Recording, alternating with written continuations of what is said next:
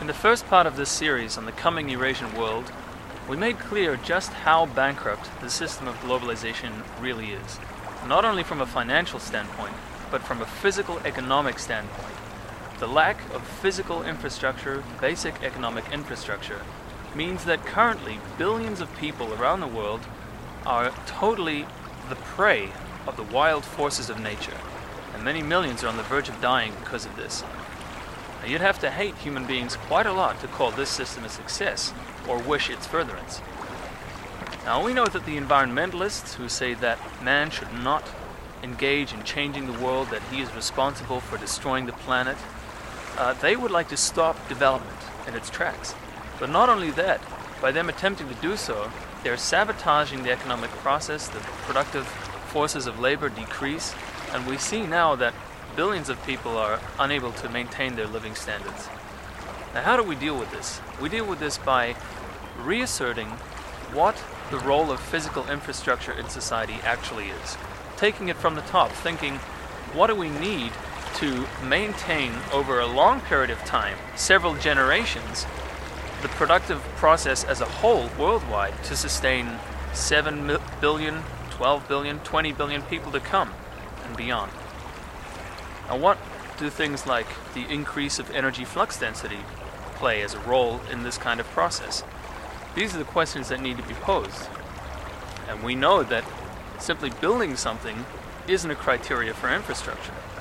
Just think how many nations have been thrown into debt slavery by the IMF by way of building a dam or a motorway in the middle of nowhere, having no impact on the increase of productivity in that society, but merely incurring a huge monetary debt, which then disabled that nation from developing any further.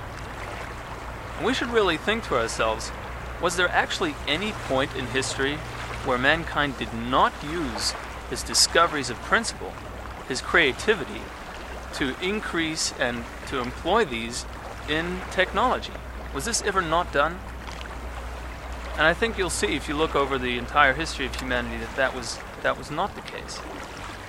Now, we as an organization, the Schiller Institute, look back on a history of 30 years of fighting for worldwide economic development. And it was always led under the motto of peace through development.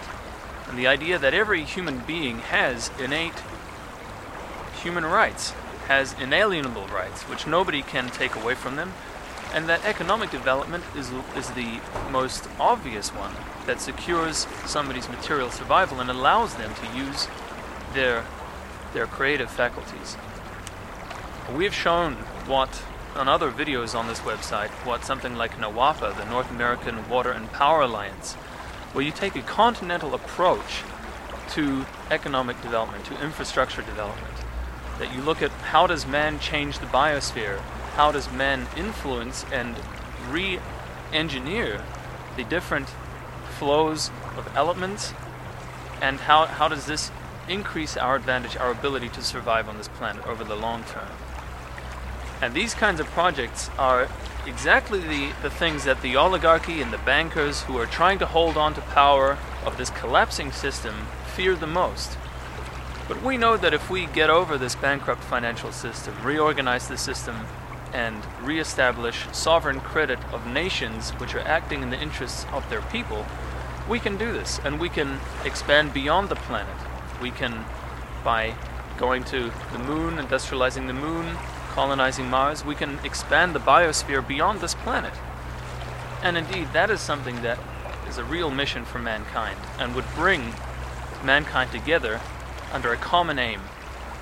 And in the future, when future generations look back on the current state of society as it is now, they'll see that the way we behave now, and things like monetary systems and backward things like empires, were childhood illnesses, and they always pass.